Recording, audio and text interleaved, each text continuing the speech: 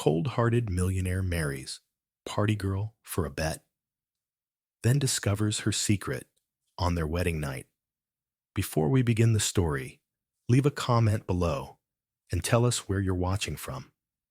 Enjoy the story. Under the glittering chandeliers of Manhattan's Metropolitan Grand Hall, where champagne flowed like rivers and laughter bounced off walls lined with priceless art, a single quiet moment ignited the fuse to a life neither of them had planned. Adrian Blackwood stood alone at the edge of the ballroom, fingers wrapped around a crystal glass of scotch that remained untouched. In the realm of high finance, he was a legend, billionaire by 30, feared by competitors, respected by analysts, admired by the press. He had everything money could offer: power, prestige, a penthouse overlooking Central Park. But none of it filled the cold void that had settled in his chest since the day love became his greatest betrayal.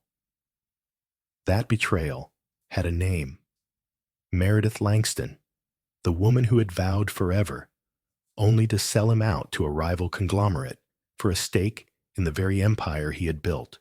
Since then, Adrian operated by one rule: never get emotional. Business was about strategy, not sentiment. People were useful or they were expendable. Love, a liability. But then came the bet, the one that would change everything. 5 million, scoffed Roman Caldwell, Adrian's closest rival and oldest friend turned adversary. 5 million says you can't turn Sierra Maddox into a respectable wife in 90 days. Adrian's lips curved into a cynical smile, one that barely touched his eyes. You're joking. I'm dead serious. Roman leaned in, his voice lower now, teasing. Come on, Blackwood. We all know she's a walking headline. DUIs, fashion scandals, getting kicked out of her own father's company. You really think you could tame her? Adrian's eyes flicked across the room to where Sierra Maddox had just swept in like a storm wrapped in velvet. She wore a silk red gown with a slit so high it dared decency to object. Her dark auburn hair cascaded down her back in waves, her smoky eye makeup sharp as blades, and yet, behind the fierce defiance in her walk, there was something else, a flicker, a fracture. I'm not looking to tame her, Adrian said slowly, taking a sip from his glass at last. I'll marry her. Roman choked on his drink. You're insane. No, I'm just very good at winning. And that's how it began. Not with romance, not with affection, but with a wager whispered over whiskey, sealed beneath 1,000 blinking lights, and propelled by pride. The next morning, Sierra Maddox received a call from Adrian Blackwood's assistant. She laughed for 10 full seconds before replying, Tell him I'm not in the mood to sell my soul today. But curiosity had already wrapped its fingers around her throat. By that evening, she sat in the rooftop lounge of the Whitestone Hotel, her legs crossed, a flute of champagne in hand, staring across the fire pit at Adrian. Her expression was casual, but her heartbeat thundered. She had expected a rich man with an ego. Instead, she found cold control, sharp cheekbones, and an unreadable intensity that made her feel like she was being dissected with every glance. Why me? She asked without preamble, swirling the golden liquid in her glass. You don't even know me. I know enough, Adrian replied, voice smooth like smoke. I know you're desperate to escape the marriage your father arranged with a 62-year-old oil tycoon. I know you've been shut out of your family's inheritance unless you straighten out. I'm offering you freedom, Sierra. A deal. You marry me, play the role for 3 months, and walk away with $10 million. No strings. She narrowed her eyes. And what do you get? A wife, a headline, a victory. Sierra's jaw tightened. A trophy. Adrian didn't flinch. A partner. She stared at him for a long moment, the sound of the city below humming like a warning in her ears. She had been used before, tossed aside. But this was different. This wasn't love. It was survival. And oddly enough, it felt cleaner than every lie she'd ever been fed. She leaned forward, meeting his gaze with matching steel. Draw up the papers, but make no mistake, Mr. Blackwood. This is a performance. Don't expect me to play your pretty little doll. I wouldn't dream of it, Adrian replied, a flicker of something dangerous dancing behind his eyes. 2 weeks later, the wedding was the event of the season. No one missed it. Every gossip column, news outlet, and live streaming channel watched as New York's most disciplined tycoon tied the knot with its wildest heiress. Sierra wore an off-the-shoulder satin gown that clung like smoke and defiance. Adrian stood at the altar in a tailored black suit, his expression unreadable. When the officiant said, "You may kiss the bride," Adrian's lips barely brushed her cheek. The crowd gasped. Whispers rippled like a tide of disbelief.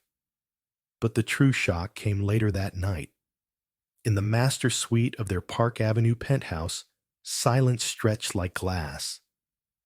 Sierra stood by the window, arms folded, tension radiating from her frame.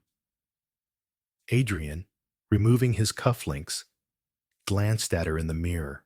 "You don't have to pretend," she said suddenly, her voice flat. Adrian turned. "Pretend what?" "That you want me." He raised a brow. "Do you think I don't?" She hesitated, and then, as if ripping off a mask, she looked at him, full force, unguarded. "I've never been with anyone before, Adrian." The room froze. His breath caught. Not visibly, not dramatically, but he stiffened. Slowly, he turned fully toward her, setting the cufflinks on the nightstand. "Excuse me?" Sierra shrugged, but her voice trembled. "The tabloids are wrong. All of them. I built that image so people would stop looking too closely. So I could keep something, anything, for myself." Adrian stared at her, truly stared, as if seeing her for the first time. The woman the world thought it knew was a stranger, even to him. Sierra stepped back, wrapping her arms around herself. "You're shocked." Adrian's voice trailed off. For the first time in years, he was speechless.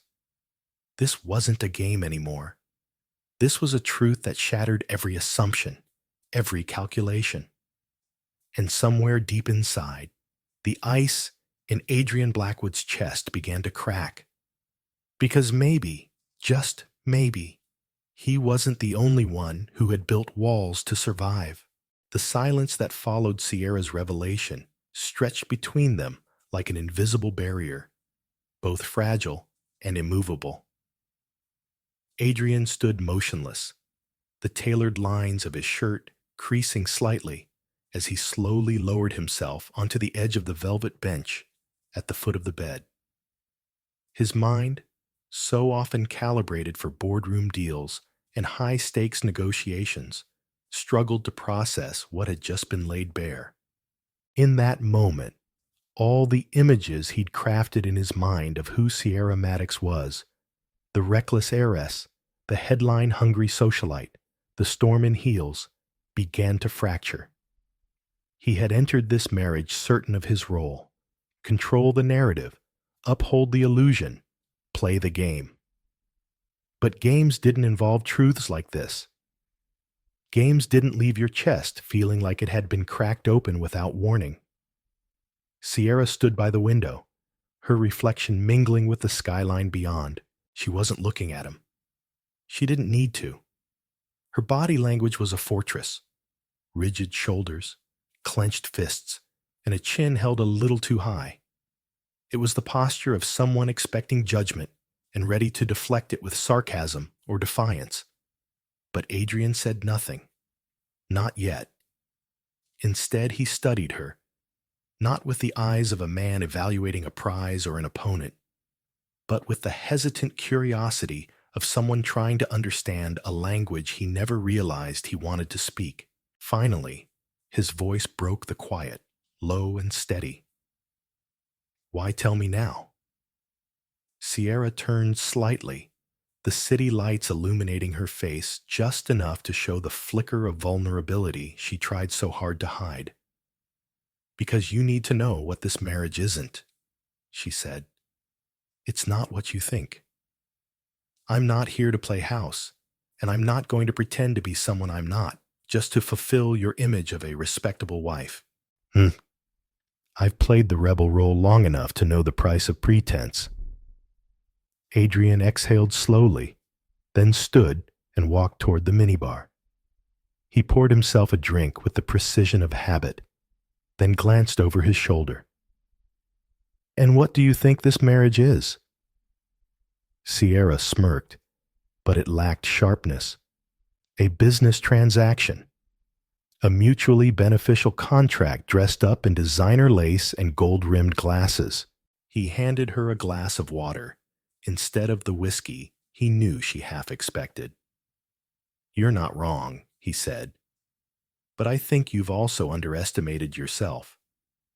She took the glass with a guarded expression.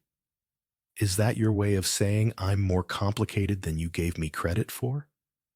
"No," Adrian replied. "It's my way of saying I was wrong." Sierra blinked, clearly taken aback.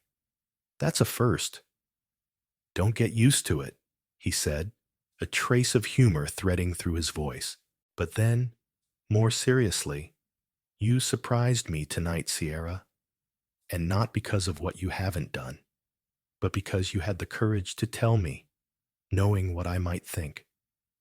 She lowered her gaze, her voice barely above a whisper. "I didn't do it for you. I did it for myself.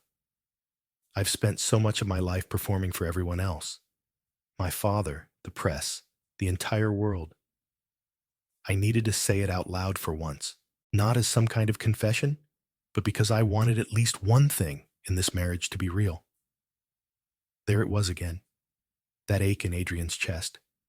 Not desire, not conquest, but something slower and more dangerous. A pull, a shift. The realization that what had started as a bet was now inching into unfamiliar territory. "I can offer you honesty," he said, taking a step closer. "I can't promise warmth or romance or anything outside the scope of what we agreed to, but I can promise you that I'll never treat you like an illusion." She tilted her head, eyes sharp. "And what will you treat me as?" He hesitated, then offered the only truth he could. "As someone I've clearly underestimated, and I don't intend to make that mistake again." For a long moment, they stood there, no longer husband and wife by paper, but two people navigating the wreckage of expectations. Something tentative passed between them.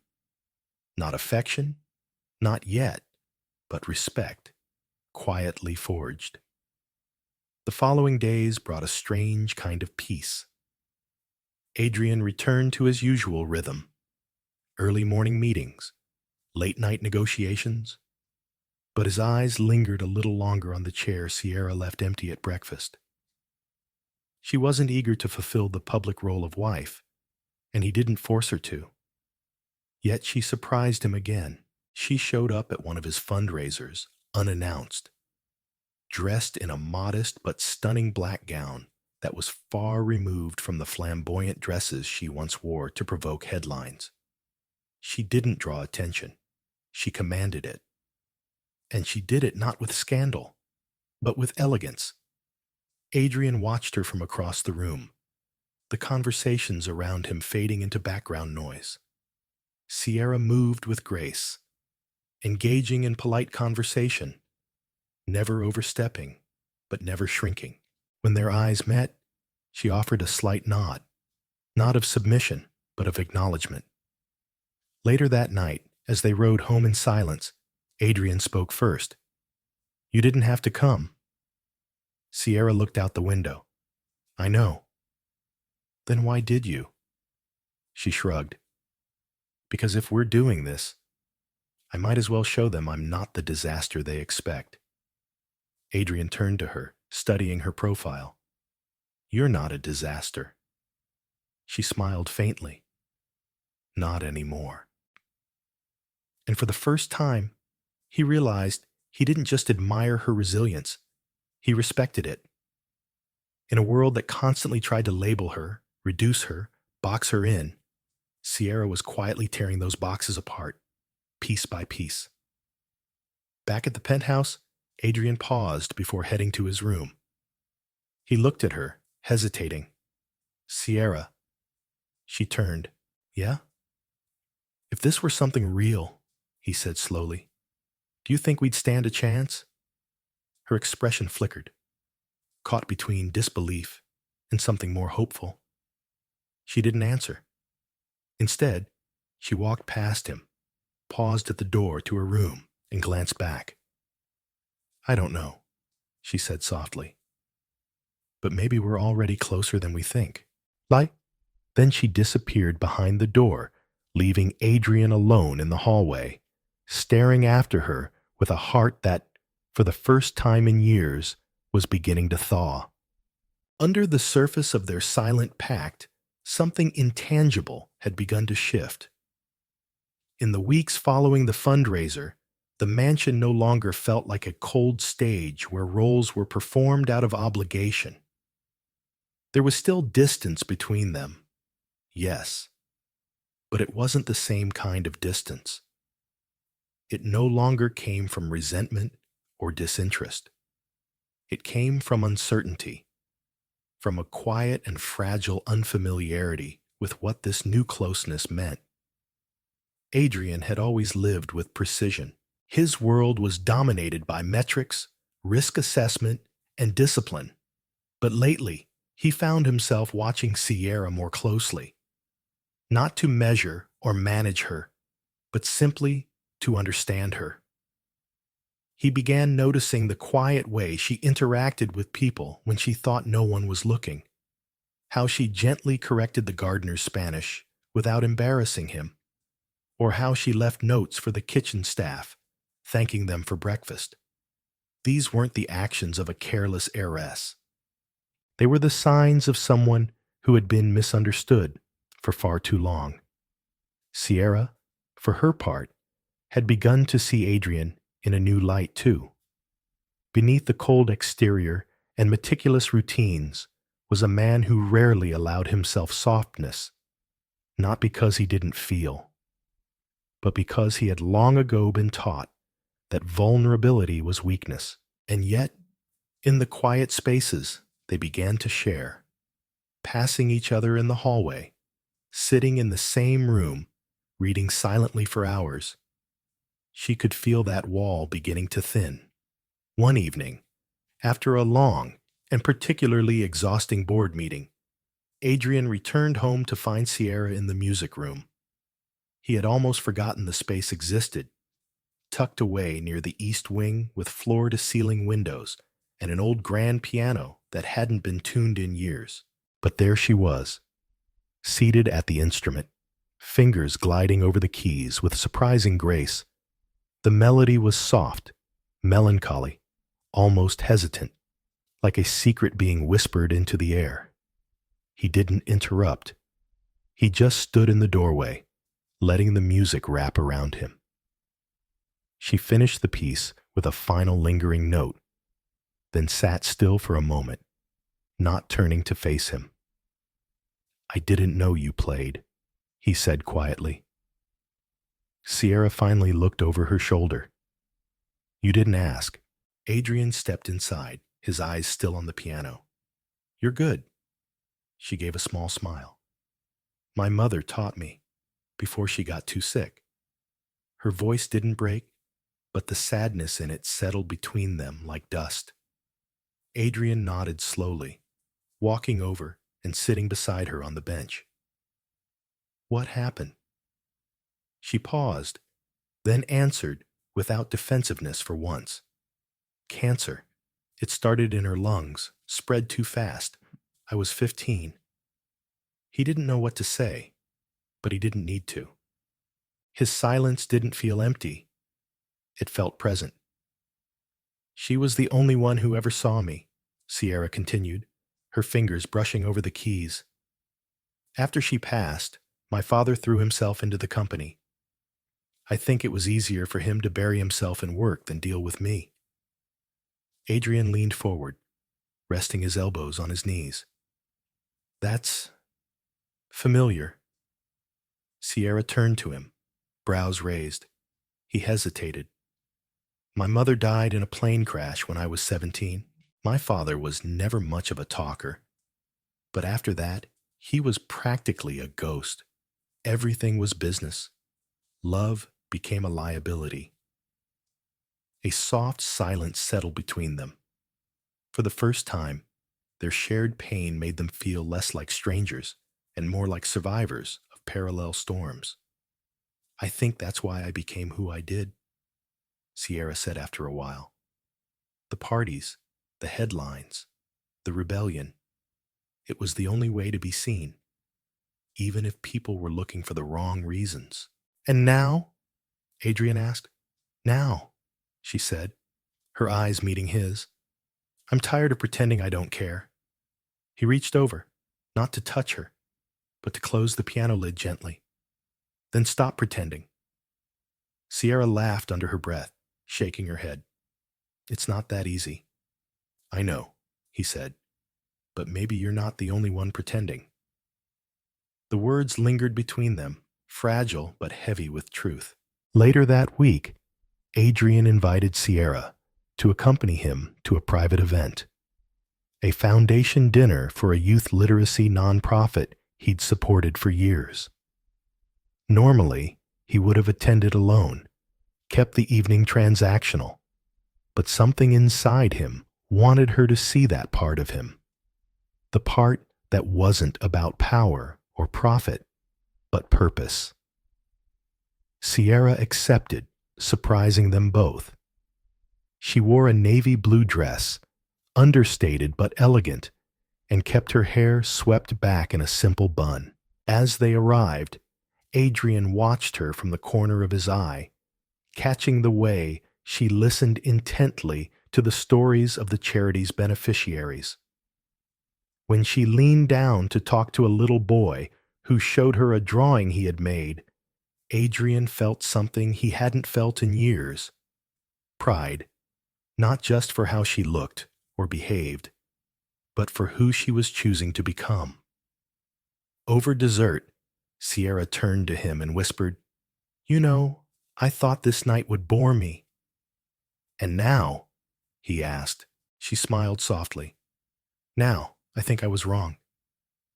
On the ride home, they didn't speak much, but the silence wasn't awkward.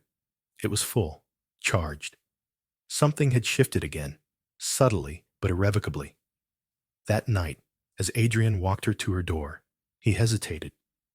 "Sierra." She turned, eyes expectant. "I don't know what this is," he said. "Us. But I think it's becoming something." Her gaze didn't waver. "Then let it." And with that, she stepped inside, leaving the door slightly ajar behind her. Not fully closed, not fully open. A quiet invitation. For the first time, Adrian didn't see Sierra as a symbol of rebellion or a means to an end. He saw her as a woman who'd been shaped by grief, misjudged by everyone, and still chose to show up. And for the first time in years, he wanted to be seen too. The weeks that followed unfolded like the first hints of spring after a long, relentless winter. Nothing too loud or sudden, But something undeniably different was blooming between Adrian and Sierra. She no longer felt like a stranger in the mansion. There was a softness in the way the staff greeted her now, a sense of earned respect rather than hollow formality. Even Adrian's demeanor had shifted ever so slightly. He wasn't warmer in a traditional sense. He still maintained his stoic quietude, but there were moments when his gaze lingered a beat too long, when his silence felt thoughtful instead of distant. One crisp Sunday morning, Adrian was in his home office, reviewing a partnership proposal for an education initiative he had quietly funded for years. It wasn't the kind of thing he often shared with others. Charity, to him, was personal, not performative. But today, as Sierra passed by the study door with a coffee mug in hand and a cardigan slung over her shoulders, he surprised both of them. "Sierra," he called out, before he could second-guess himself. She paused, slightly startled. "Yeah? Do you have a moment?" She stepped inside, cautious but curious. Adrian motioned toward the folder laid open on the desk. "I'm reviewing plans for a learning center in Camden," he explained. "They want to integrate a program for teens who've dropped out of school. But I'm concerned they're approaching it more like a PR stunt than something sustainable." Sierra leaned over the papers. "Mind if I take a look?" He nodded. She read through the document slowly, biting the inside of her cheek in thought. "This language is all wrong," she said, pointing to a paragraph. "You can't call these kids at-risk delinquents and expect them to trust you. It needs to feel like an opportunity, not a punishment." Adrian raised an eyebrow. "You've given this thought before." She shrugged, her expression softening. "I volunteered at a shelter once, years ago, back when my mom was sick. It was the only place I felt like I wasn't pretending to be someone else." Adrian studied her, a flicker of something unspoken in his eyes.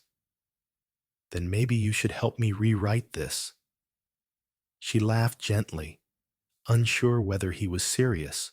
"I mean it," he said, his voice low. "I could use your insight." From that day forward, the quiet collaboration became part of their routine. They'd meet in the office late at night, sometimes after dinner, sometimes with music playing softly in the background. Sierra would sit on the floor, with her legs crossed, highlighting and editing drafts, while Adrian sipped his scotch and listened to her feedback with a kind of attentiveness she'd never experienced from a man before, especially not one like him. And gradually, it became about more than just documents or outreach strategies. They began to talk, really talk. Adrian confessed how isolated he'd become after losing his mother, and how success had filled the space where love should have lived. Sierra admitted how often she felt invisible behind the mask of her socialite reputation, as if no one cared enough to ask who she was beneath the designer clothes and tabloid headlines. One evening, as rain lashed against the windows and thunder rumbled in the distance, Adrian handed Sierra a thin folder, distinctly marked "Confidential." She looked at him quizzically. "What's this?" He gave a short nod. "The original bet contract between me and Marcus." Her fingers froze on the paper. "Why are you showing me this?" "Because I want you to see it before anyone else twists it, before someone else tries to hurt you with it." She stared at the pages for a long moment, then slowly began to read. The terms were clear. Transform her into a refined, socially acceptable partner within 3 months, or forfeit a multi-million-dollar venture opportunity. It was all there in black and white. When she finally looked up, her eyes shimmered with restrained emotion. "So I was just a business strategy. You were a bet." Adrian said, his voice cracking slightly. But you stopped being one a long time ago. Sierra looked down again, her fingers tightening around the edges of the document. When? I'm not sure, he admitted. Maybe it was the night I heard you play the piano, or the day you rewrote the entire outreach plan for that school. Or maybe it was when I realized I wanted to see you smile just because it made the house feel alive. Her jaw clenched. Do you know how humiliating this is for me? To know I was something to win? You weren't something to win, Adrian said, stepping closer. You became something I was afraid to lose. For a moment, the storm outside seemed to still, as if the world held its breath. Sierra didn't speak. She just closed the folder gently, as if afraid it might fall apart if handled too roughly. Then, with a quiet but deliberate motion, she handed it back to him. I don't need this anymore, she said. You're not angry? She hesitated. I am. But more than that, I'm tired of being defined by other people's narratives. I'm not a bet, Adrian, and I'm not your redemption. I know. I need time, she added. I'll give you all the time you need. She nodded and left the study without another word, the soft click of the door closing behind her echoing in the silence. That night, Adrian stood alone in the hallway, staring at the door she'd walked through. For the first time in years, he didn't know what would come next. But for once, he didn't want control. He just wanted truth. And he knew he had to earn hers, not with promises, not with gestures, but with consistency, vulnerability, and the kind of love that didn't need to be spoken to be felt. What had started as a cold, calculated wager was melting into something real. But real things were fragile, and if he wasn't careful, he would lose the only woman who had ever made him question the world he had so carefully built. Days passed, but Sierra's presence in the mansion felt like a shadow. Quiet, watchful, never fully gone, but never fully there either. Adrian had honored her request for space, and yet her absence echoed through the halls more than her silence ever had. Every morning, she walked the gardens alone. Adrian would sometimes catch a glimpse of her from the upper windows, hands tucked into the pockets of her coat, her gaze distant as if trying to decipher the map of her heart. He wanted to approach her, to say something, anything, but the fear of pushing too soon, of losing her for good, kept him frozen in place. It wasn't until one late afternoon, when the city outside the estate was cloaked in golden haze, that Sierra appeared at the doorway of his study. Adrian looked up from his desk, surprised, but careful not to betray too much emotion. Her expression was unreadable, but her eyes, those clear, fierce eyes, were steady. We need to talk, she said. He stood, nodding. Of course. She stepped in, leaving the door ajar behind her. I've been thinking, she began, her voice soft but strong, about everything, about us, about this game we started. Adrian said nothing, sensing that interruption would shatter the courage it had taken her to come. You were right, she continued. It stopped being a bet a long time ago. But you never told me.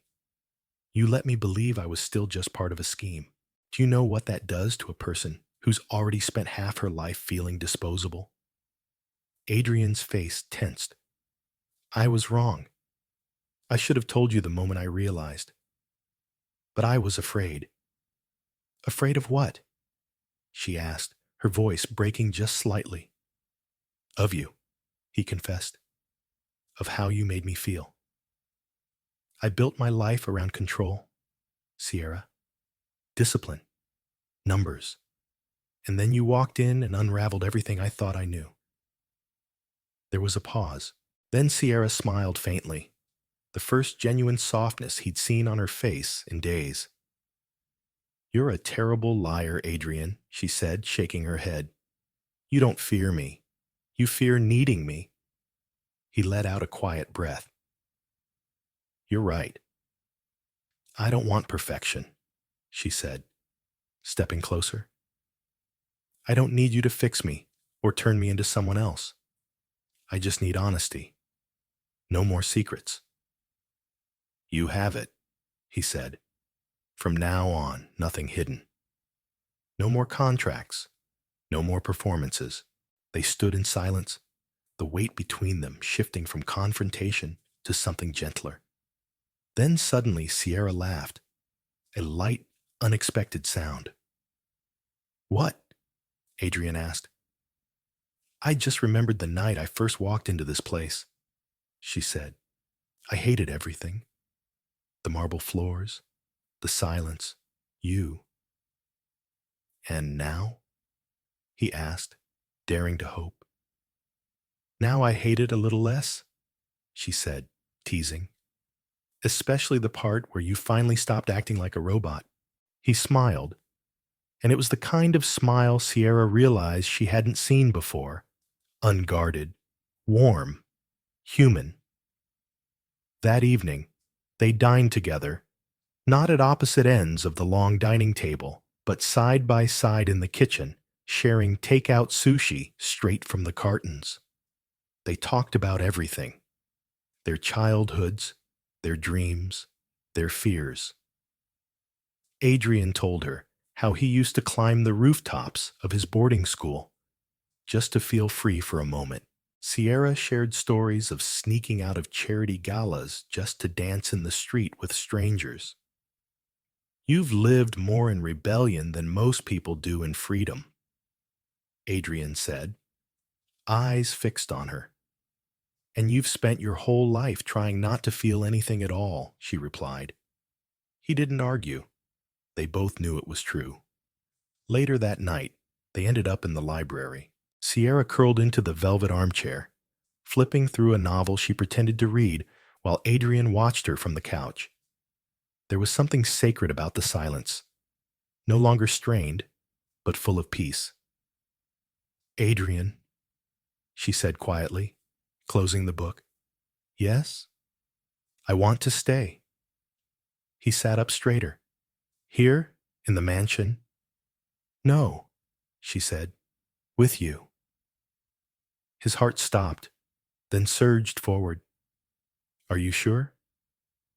"I'm not promising forever," she said honestly, "but I want to see where this can go. Not because of a contract, not because of anyone's expectations, just because I want to." He crossed the room slowly, kneeling in front of her, taking her hands gently into his. "Then I promise to meet you there, wherever it goes. No more games." They stayed like that, their foreheads resting together in the quiet, the city lights flickering outside like stars. The bet had begun as a challenge, a conquest. But now, what lay between them was something else entirely. Fragile, real, and wholly unexpected. The past couldn't be erased. But the future? It was unwritten. And for the first time, they both wanted to write it. Together. The following weeks marked a quiet evolution in the rhythm of life inside the Whitmore estate. What had once been a polished, pristine prison of etiquette and indifference now held flickers of something softer, not just in Sierra's presence, but in the subtle shifts that unfolded between her and Adrian like slow-moving dawn.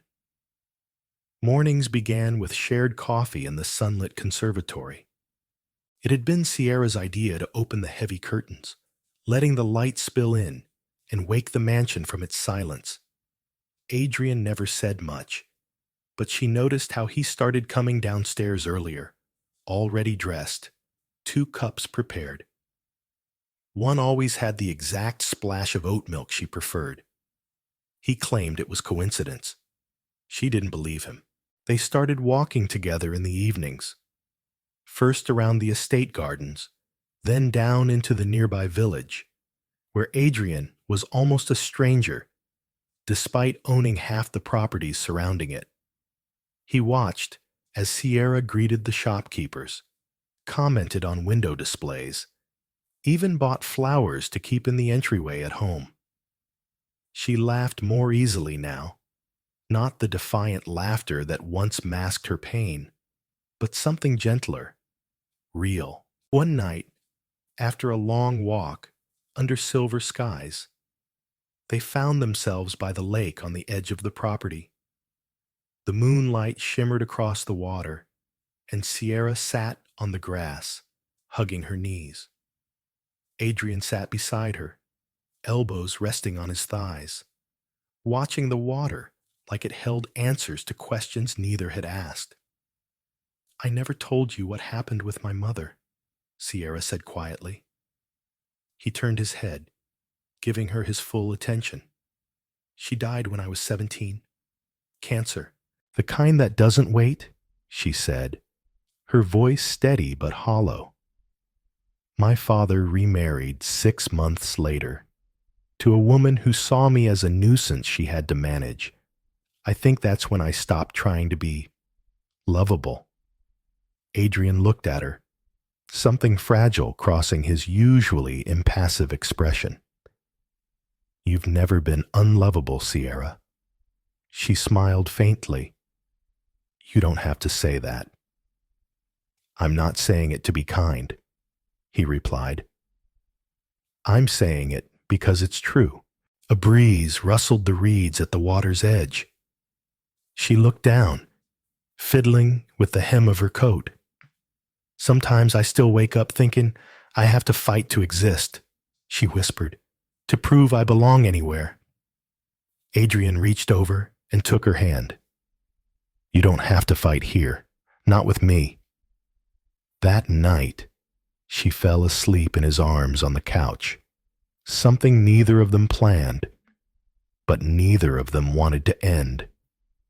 He didn't try to lead it into something more. Instead, he simply watched her breathe, memorized the way her hair fell across his chest, and thought about how unexpectedly precious this piece had become. But outside their walls, the world still whispered. Tabloids had caught wind of their unusual union.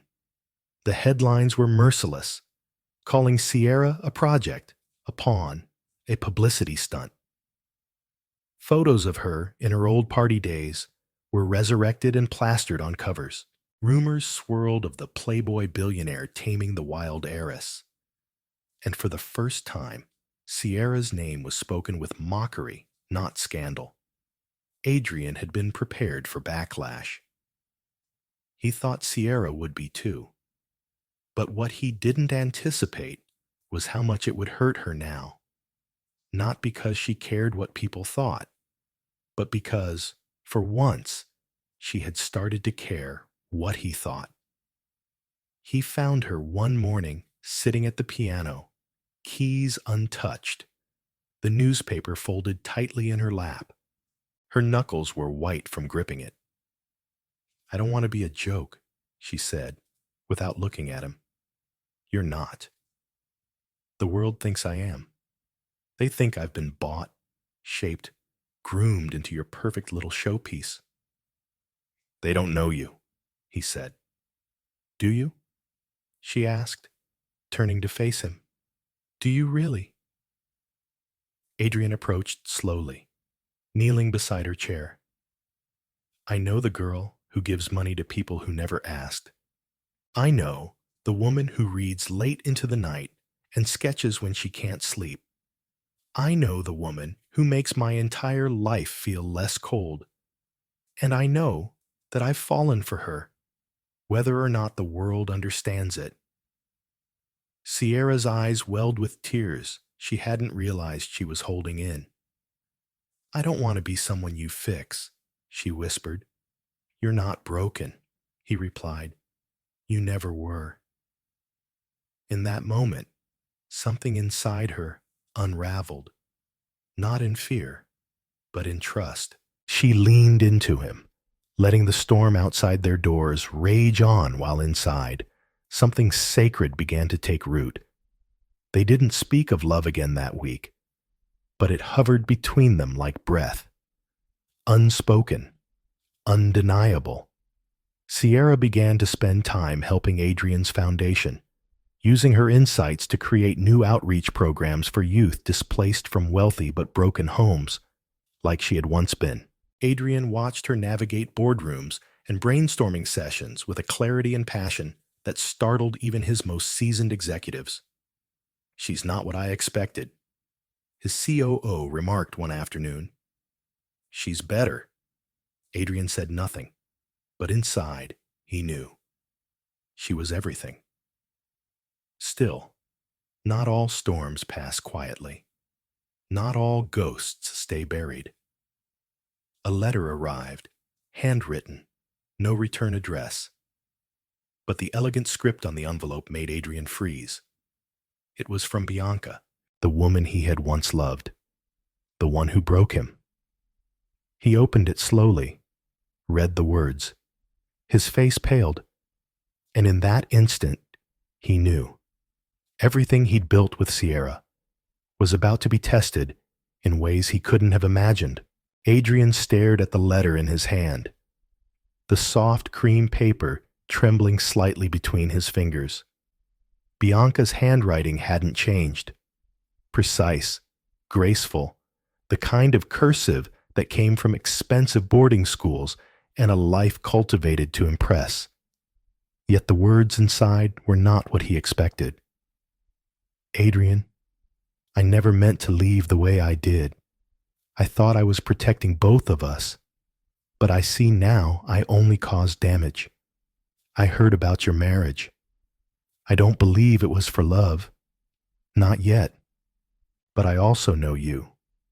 You don't do anything halfway. If there's even a fraction of truth between you and her, then fight for it.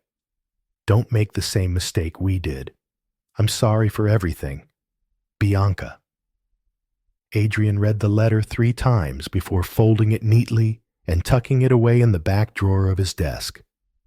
The past had a cruel way of appearing when the present was finally beginning to heal. He could not deny that Bianca's betrayal had shaped the walls around his heart, but he had to decide now whether those walls would keep Sierra out too. Meanwhile, Sierra sensed a shift. It was subtle at first.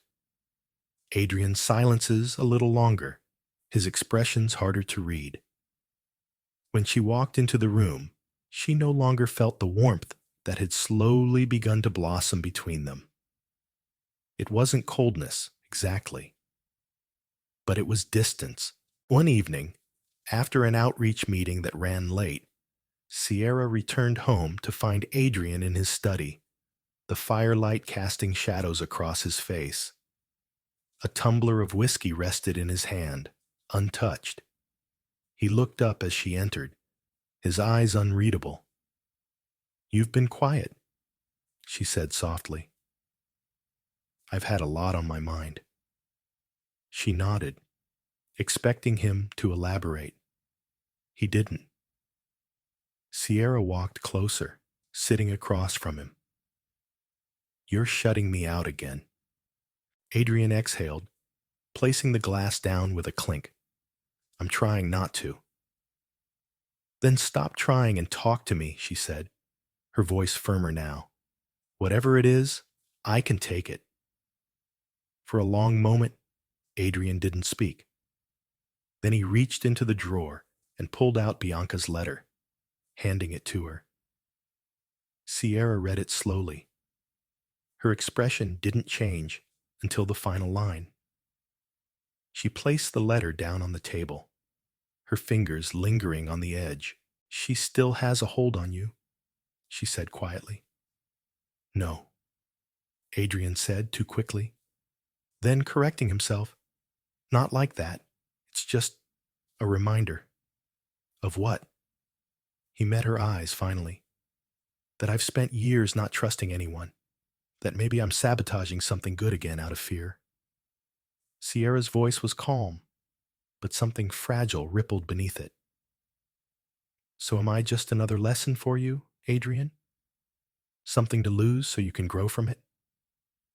No, he said. You're the first thing that's made me want to stop running. Tears stung her eyes, but she didn't let them fall. Then prove it. Let me in, because I can't keep guessing where I stand with you. Adrian stood and walked toward her, kneeling beside her chair. His voice dropped to a whisper. I never expected to feel this way again. And yes, it terrifies me. But I don't want to lose you, Sierra. Not now. Not when I've finally found something real. She reached for his hand, the tension between them softening. Just as they began to find their way back to each other, the media found them again. A leaked photo spread like wildfire online. A candid image of Sierra at a previous charity event, embracing a male colleague she had worked with on the foundation board. The angle was misleading, the lighting romantic, and the headline venomous. Mrs. Whitmore seen with mystery man. Trouble in paradise? By morning, tabloids had twisted the story into scandal. Online forums debated whether Sierra had ever truly changed. Some accused her of manipulating Adrian for wealth. Others called it karma. When Adrian walked into the breakfast room, Sierra was already dressed, her phone on the table, face down. Her shoulders were stiff. He sat across from her. I saw it. I didn't think you wouldn't. He waited. She didn't speak. Do you want to explain? He asked, not coldly, but carefully. Sierra's head lifted, her eyes sharp. Do you want me to defend myself again? Is that where we are? That's not what I meant, he replied. She stood abruptly. It was a colleague, Adrian, a hug, after we'd secured housing for 30 displaced teens. But of course that doesn't matter to the world. They see what they want. And now I have to wonder if you do too. He got up, reaching for her hand. I know who you are. Do you? She asked, pulling away. Because I'm exhausted. Exhausted from fighting for every inch of trust. From proving that I'm not the reckless woman the world says I am. That I'm not the woman you once believed I was. Silence. And then more softly. I need to know, Adrian. Are we still just a bet that went too far?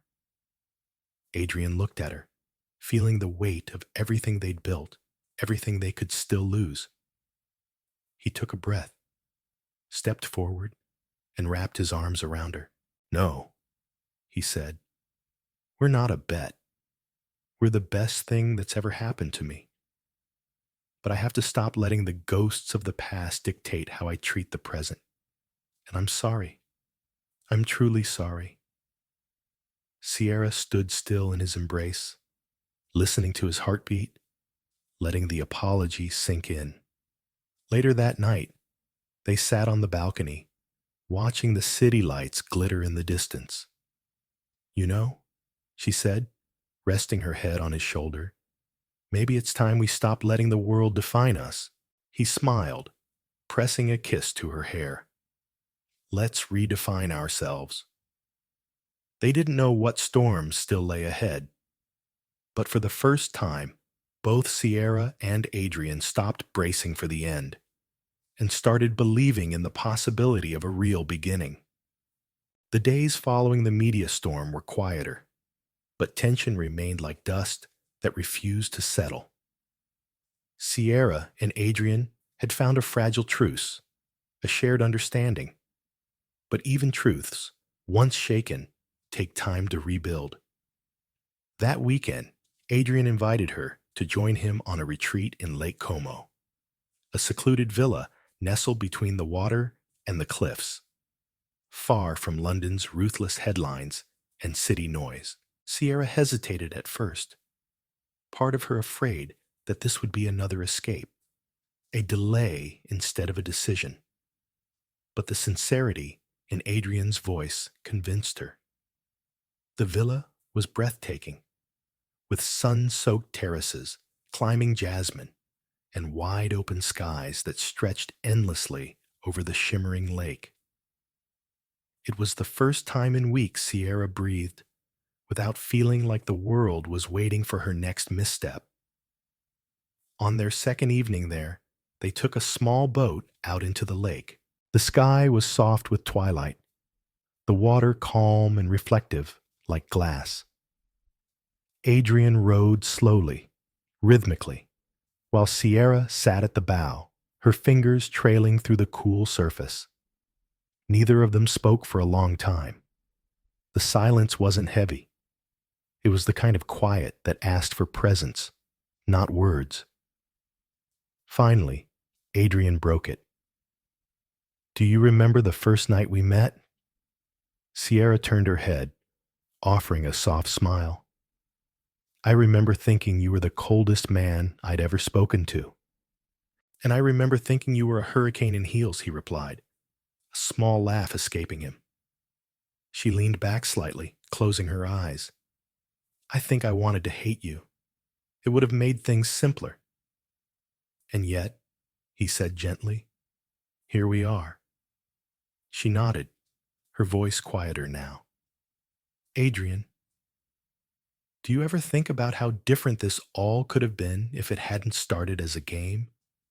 He looked out across the lake, the fading sunlight reflecting in his eyes. "I think about it every day. And sometimes I wish I'd met you under different circumstances, that we didn't have to claw our way through deception and doubts. But maybe we needed that fire to burn through the versions of ourselves we no longer needed." Sierra didn't respond immediately. The words touched something raw in her. There was still pain, yes, but there was also truth. "Do you believe in second chances?" she asked suddenly. Adrian set the oars aside and let the boat drift. "Only when they're earned, eh?" She turned to face him fully. "Do you think we've earned ours?" He reached across the small space between them, taking her hand in his. "Not yet, but I want to." Sierra's chest tightened with emotion, not because the words were dramatic or grand, but because they were real. And real was something she hadn't believed in for a long time. Back at the villa, after dinner, they sat by the fireplace, wrapped in a soft silence. Sierra stared at the flames, thinking of the weight she still carried, the labels, the past mistakes, the loneliness. "I need to tell you something," she said quietly. Adrian looked at her, instantly alert. "There's a reason I never let people in," she began, her voice trembling. "After my mother died, my father, he changed. He remarried quickly. My stepmother was cold, manipulative. She saw me as an inconvenience. My father, he let her shape me into someone I didn't recognize. Every mistake I made, every headline, they weren't rebellion, they were survival." Adrian's expression softened, but he didn't interrupt. "I played the part they gave me, the wild girl, the spoiled mess, because if I was loud enough, reckless enough, maybe no one would see how broken I really felt." Her voice cracked slightly at the end, and she turned away, ashamed of the vulnerability. But Adrian reached out, gently turning her face back toward his. "Thank you for telling me," he said. "You don't owe me an apology for how you survived. You're here now. You're not that girl anymore." Sierra let the tears fall then, not from sadness, but from release. The version of herself she'd buried for years was finally being seen and not judged. Later that night, unable to sleep, she stepped out onto the balcony. The stars were brighter here, clearer. She leaned against the railing, exhaling deeply. Adrian joined her moments later, wrapping a blanket around her shoulders. "I've been thinking," he said, "about legacy." She glanced at him. "Yours or mine?" "Both. Together." He paused, gathering his thoughts. "I used to think legacy was about control, about how much power you left behind. But now, I think it's about who you choose to build it with, and how you make them feel along the way." Sierra's eyes softened. "You used to be afraid of feeling anything." "I still am," he admitted. "But not when I'm with you." She leaned her head on his shoulder. "I don't want a perfect story, Adrian. I just want a real one." He nodded, placing a kiss to her temple. "Then let's write it. Together." That night, as they fell asleep with the windows open and the breeze carrying in the scent of jasmine and lake water, Sierra realized something had shifted. This wasn't just recovery. This was rebirth. And for the first time in a long time, she wasn't afraid of the ending, because she believed in the journey ahead. Weeks passed since their retreat to Lake Como, and Sierra's days no longer felt like she was surviving them. She was living them, slowly, cautiously, but truly. The headlines had begun to fade. The paparazzi shifted their focus elsewhere, and in that rare moment of peace, Sierra and Adrian built something fragile, yet real. It wasn't perfect, but it was theirs. Back in London, the Whitford estate had transformed from a cold, pristine palace into a home. The silence that once echoed through the marble halls now made room for laughter, quiet music, spontaneous dance in the kitchen, and long conversations at night. One evening, Sierra sat curled up on the sofa in the library, reading through a proposal she had drafted. Adrian walked in, noticing the determination in her eyes as she scribbled notes in the margins. "You're working late," he said, his voice warm. She looked up with a soft smile. "It's for the youth center initiative I told you about." Adrian crossed the room, taking a seat beside her. "You're really serious about this?" "I am," she replied. "I want to use my experience, my mistakes, to show others that it's never too late to start again. Especially girls who feel trapped by expectations, like I once did." Adrian studied her for a moment, admiration glowing in his eyes. "You've changed, Sierra, and not because you had to, because you chose to." She held his gaze, her voice steady. "I didn't change to become someone new, Adrian. I changed to become who I always was, underneath the noise." His hand found hers, fingers intertwining. "I'm proud of you, not just for what you're building, but for who you've become." It was in that moment Sierra realized something important. She no longer needed validation, not from society, not from the press, not even from Adrian, but hearing it from him. The man who once saw her as a game meant more than she could express. Later that week, Adrian surprised her. He arranged a private dinner on the rooftop of Whitford Tower, overlooking the city that once defined them both. Now, it simply framed their story. As they dined under fairy lights, Sierra noticed a nervous energy in Adrian. He fidgeted with his cufflinks, glanced at her often, and seemed far more vulnerable than usual. She placed her fork down and tilted her head. "You're not exactly subtle tonight. What's going on?" Adrian exhaled, then reached into his jacket pocket.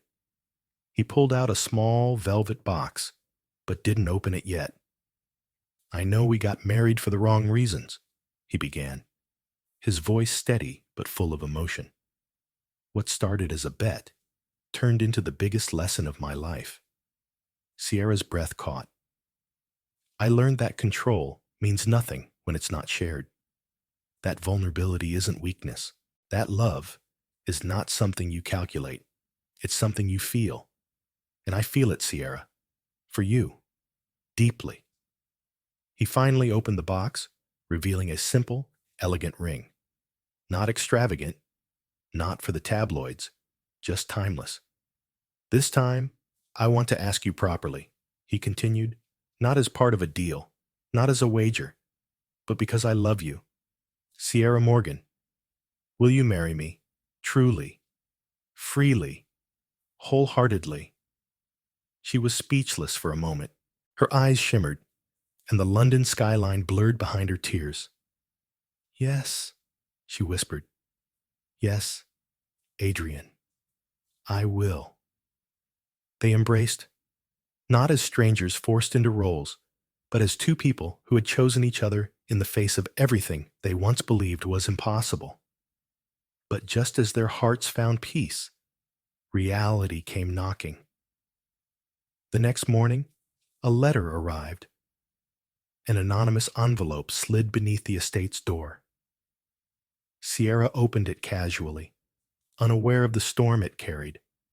Inside were photos, grainy but clear enough. Adrian and a woman, dark-haired, tall, familiar. The timestamp placed the meeting during their time at Lake Como. The woman's hand rested on Adrian's arm, too familiar to ignore. Sierra's chest tightened. The woman was Lillian Blackwell, Adrian's former fiancée, the one who had once vanished from his life without explanation. The same woman who had now returned to London, recently announced as CEO of a rival firm. With trembling hands, Sierra read the note attached. You really thought this was over? You were just a placeholder. Lillian always gets what she wants. It was unsigned. The walls she'd worked so hard to break down began to rebuild themselves. Doubt seeped in like poison. Was she just another project? Another phase? Adrian entered the room moments later, smiling, until he saw her face. Sierra, what's wrong? She held up the photos, her voice low. What is this, Adrian? His smile vanished. He stepped closer, saw the images, and froze. It's not what it looks like, he said quickly. She showed up at the hotel. I didn't invite her. I told her we had nothing left. I left immediately. Sierra wanted to believe him, desperately. But the pain of old wounds whispered otherwise. Why didn't you tell me? She asked. Because I didn't want to ruin our time there. Because I didn't think she mattered anymore. Yep. But she does, doesn't she? Sierra's voice cracked. She still lingers in the spaces you haven't let me into. Adrian reached for her, but she stepped back. I need time, she whispered. Not because I don't love you, but because I need to remember how to trust again. Adrian didn't argue. He simply nodded, his eyes filled with regret. That night, Sierra packed a small bag and returned to her old apartment. One she hadn't stepped into in months. It was smaller, colder, lonelier, but it was hers. And sometimes, rediscovering strength means standing alone for just a little longer. What neither of them knew was that this would become the final test of their love. Not distance, not betrayal, not even the past, but whether two hearts, once shattered and rebuilt, could still find each other in the dark. And if they did, what would they choose to do next? 2 weeks passed since Sierra left the Whitford estate. 2 weeks of silence that roared louder than any fight. The days felt longer than ever, filled with questions neither of them dared to answer. Adrian hadn't called. Sierra hadn't texted, not because they didn't want to, but because they didn't know what to say that could fix what was broken. Sierra spent most of her time alone. She cooked small meals she barely touched, stared at the window too long, tried to drown herself in charity work and planning her youth center. But even purpose felt distant when the heart was bruised. The pain wasn't just from the betrayal. It was the fear of having trusted again. Open her soul, only to find ghosts from the past still haunting Adrian's future. One rainy evening, she stood at her balcony, a cup of tea going cold in her hand, when her phone lit up. It wasn't a call. It was a simple message from Adrian. Please, just meet me once. You deserve the truth, the whole truth. She stared at it, heart thudding. After a long breath, she replied, Tomorrow, 7 p.m., at the gallery. The gallery, the place where, months ago, they had stood beside each other, pretending to be something they weren't. Now, she was going there as the woman she had become, and hoped he had too. The next evening, the gallery was quiet. The air scented faintly with varnish and aged wood. Sierra arrived first, wearing a long beige coat over a midnight blue dress. Her hair was pinned loosely, her face bare of makeup, but her eyes glowed with the steadiness of someone who had walked through fire and survived it. Adrian entered moments later, umbrella dripping rainwater by the door. He looked tired, not just physically, but from carrying too much. He approached slowly, hesitant, as if one wrong step could shatter everything. Sierra turned to face him, arms crossed. You said you had something to tell me. I do, he said. His voice was calm, but not rehearsed, raw. Adrian pulled out a small folder from his coat pocket and handed it to her. Inside were legal documents, proof of a restraining order filed against Lillian Blackwell, statements, signed affidavits, details of threats made, stalking behavior, and her attempt to manipulate his board. I didn't tell you sooner because I was ashamed, he said quietly. Lillian was my past. I thought I'd buried her, but when she showed up, she didn't want me back. She wanted revenge, not just against me, but against you. Sierra's eyes searched his face. Then why meet with her at all? I didn't. She ambushed me. I left before dinner was served. I told her to stay away from both of us, but she got that photo. She sent it because she knew it would hurt you. Sierra exhaled. The words, the evidence, it all aligned. But that wasn't what mattered most. And why didn't you tell me, Adrian? We said no more secrets. His gaze faltered. Because I didn't want to risk losing you, and in doing so, I did exactly that. There was a silence between them, deep and necessary. Sierra looked down at the folder in her hands, then up at the man before her. You should have trusted me, she whispered. I know, he said, but I'm here now. No games, no shields, just a man who messed up and is asking for another chance, not because he deserves it, but because he can't imagine his life without the woman who made him want to become better. Her heart wavered, but it didn't melt immediately. She had fought too hard to find her voice. And what about me, Adrian? What do I deserve? He stepped closer, slowly. You deserve a partner who sees your light even when the world doesn't. Someone who listens, who fights with you, not against you. You deserve love that isn't afraid to kneel when it's wrong and stand tall beside you when it's right. Sierra swallowed hard. I don't want to be saved. I want to build. Then let's build, Adrian said, his voice steady. Not from obligation, not from a contract, from love, from truth. A tear slipped down her cheek. He reached up gently, wiping it away. Not with entitlement, but tenderness. She nodded slowly. One last chance. Adrian smiled, relief washing over his face. I won't waste it. That night, they didn't go home separately. They walked under the rain, hand in hand, not speaking much. Words weren't needed anymore, just presence. In the months that followed, everything changed, but not in grand, cinematic ways. The real changes were subtle. Sierra launched her youth center, becoming a mentor to dozens of girls who saw themselves in her. She gave speeches, wrote op-eds, and started a podcast called Unwritten, about rewriting your story at any point in life.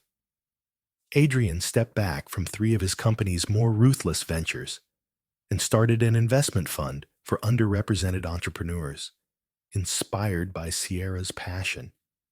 He learned to slow down, to listen, to lead not just with intelligence, but empathy. One spring morning, Sierra awoke to a note on her pillow. Meet me where it all began. She smiled, knowing instantly where to go. At the original gallery, Adrian stood beside a new installation. It was a painting, one Sierra had painted herself but never shown anyone. It had been abstract, angry, vulnerable. He had framed it and placed it in the center of the room. This, he said as she entered, was when I realized you weren't the woman I thought you were. You were something greater.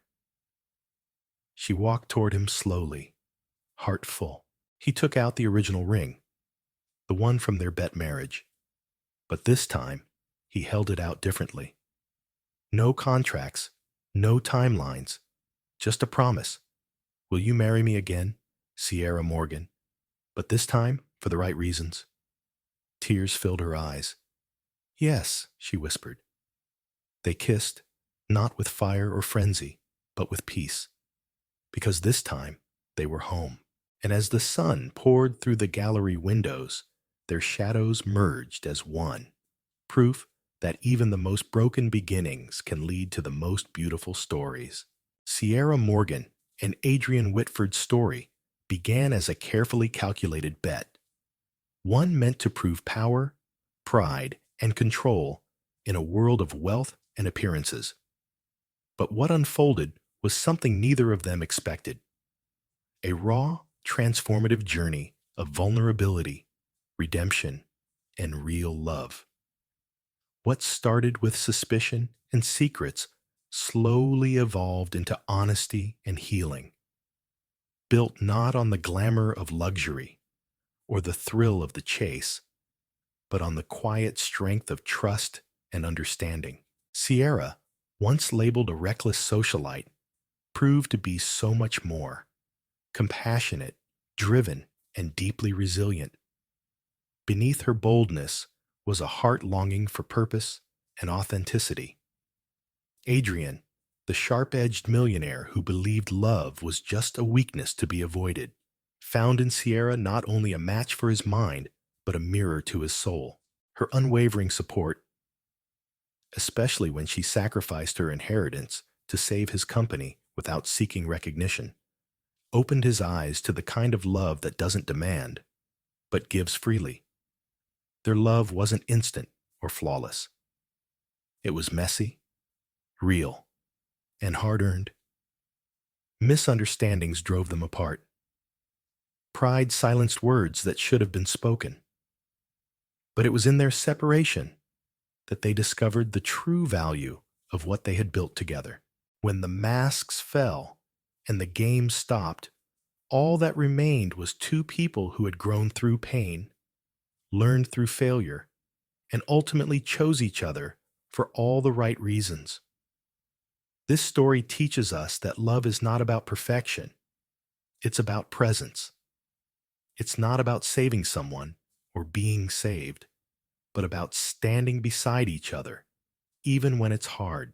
It reminds us that everyone carries unseen battles, and sometimes the ones who seem the strongest are the ones who need love the most.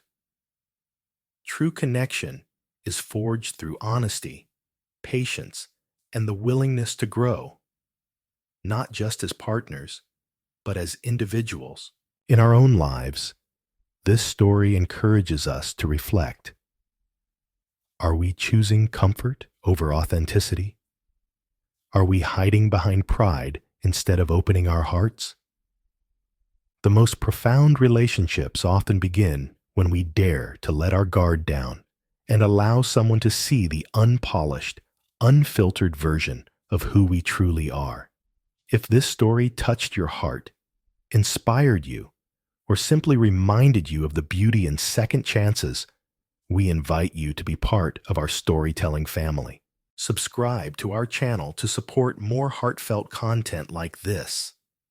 Your support means the world to us and gives us the motivation to keep bringing you stories that resonate, uplift, and stay with you long after the screen fades to black. Thank you for being here. We can't wait to share the next story with you.